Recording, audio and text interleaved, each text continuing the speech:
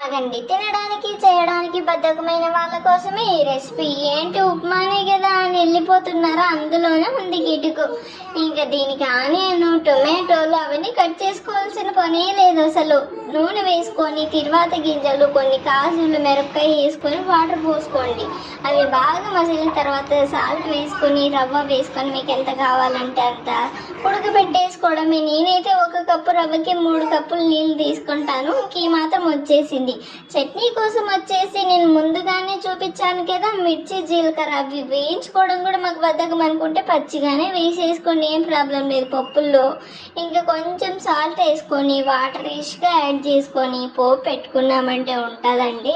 తింటుంటే అలా నమలడానికి కూడా బద్ధకమైన వాళ్ళకి అలాగే జారిపోతూ ఉంటుంది అనమాట. ఒక్కోసారి ఏమీ లేకపోయినా చాలా హ్యాపీగా టేస్టీగా తినచ్చు అనేది ఎగ్జాంపుల్. మీరైతే మన ఛానల్ సబ్స్క్రైబ్ చేసుకోండి.